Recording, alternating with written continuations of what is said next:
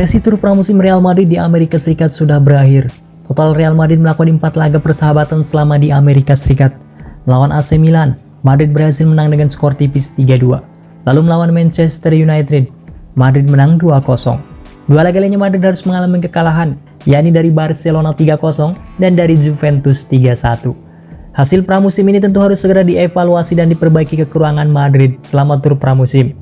Pertama kita akan melihat bagaimana pendapat Ancelotti mengenai tur pramusim Madrid kali ini. Ini merupakan pramusim yang positif, dan dalam pertandingan yang kami mainkan, kami telah menunjukkan kualitas yang berbeda. Ya, ada beberapa catatan dan bahan evaluasi yang harus segera diperbaiki, termasuk pertahanan. Apa sajakah sisanya? Berikut ulasannya.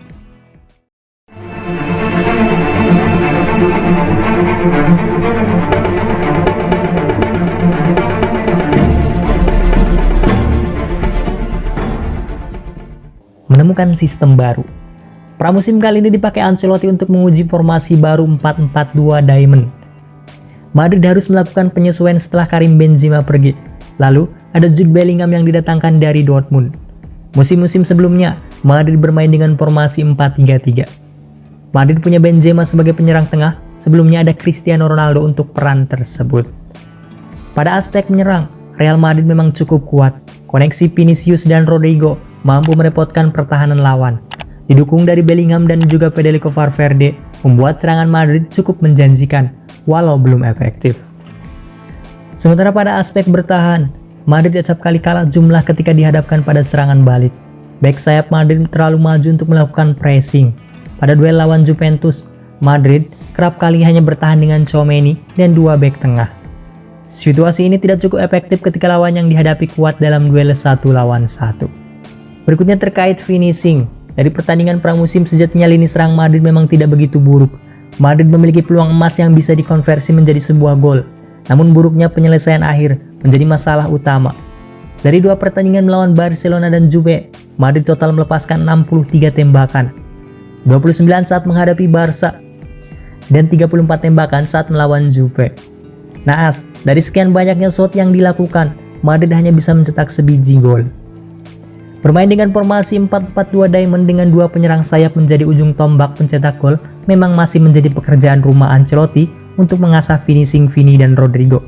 Kedua pemain ini dalam prakteknya memang sering menyerang dari samping, dan Bellingham kemudian menjadi false nine. Tentu dengan tidak adanya sang striker murni akan menjadi masalah finishing di depan. Baiklah, ini baru 4 pertandingan pramusim. Peran baru di beberapa pemain depan belum begitu cair, sehingga perlu waktu dan kebiasaan untuk terus mengembangkan sistem baru ini. Atau dalam hal ini, Madrid perlu striker baru untuk mengganti peran Karim Benzema.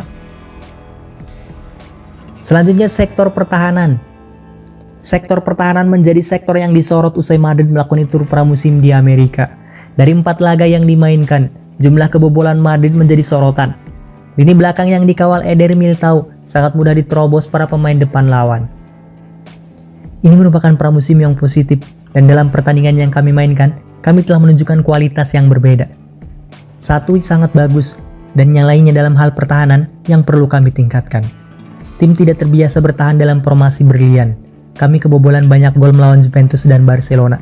Kami kekurangan keseimbangan, dan kami perlu memperbaikinya. Aspek pertahanan adalah yang paling mudah untuk ditingkatkan, karena ini adalah masalah penempatan, fokus, dan sikap. Kami bagus dan agresif saat menekan, tapi kami lemah saat di blok rendah. Memindahkan blok kembali mungkin menjadi opsi untuk diperhitungkan, tapi saya akan mengambil hal-hal baik dan peluang yang kami ciptakan dalam serangan, ucap Ancelotti. Real Madrid memang kebobolan 8 gol pada 4 laga pramusim yang dimainkan. Itu artinya, Madrid kebobolan rata-rata 2 gol per laga. Madrid hanya nirbobol ketika menang dengan skor 2-0 pada duel melawan Manchester United. Ancelotti sudah mencatat masalah ini, dan ini akan dibenahinya sebelum musim 2023-2024 dimulai. Real Madrid memang tak melakukan perubahan yang menonjol di lini belakang. Praktis hanya Fran Garcia yang tercatat sebagai pemain baru Madrid di pertahanan. Ya, pos pertahanan menjadi pos yang tidak memiliki banyak opsi pemain. Beda dengan gelandang yang sudah menumpuk dengan pemain bintang. Sektor pertahanan tidak ada pembaharuan dari musim kemarin. Madrid hanya mendatangkan Fran Garcia. Sedangkan sektor bek tengah dan bek kanan masih mengandalkan pemain lama. Carvajal menjadi satu-satunya bek kanan yang bagus di Madrid.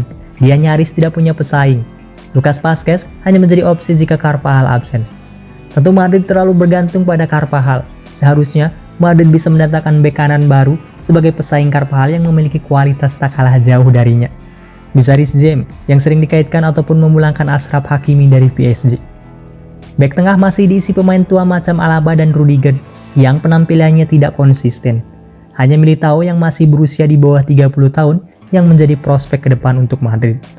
Namun Mili penampilannya juga ups and downs. Tidak selamanya dia juga bermain apik.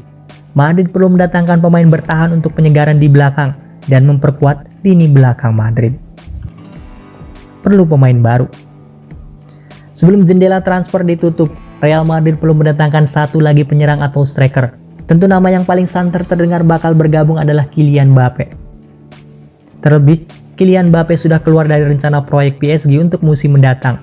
Madrid hanya perlu melakukan pergerakan untuk segera mendatangkan. PSG juga ingin segera menjual sang pemain.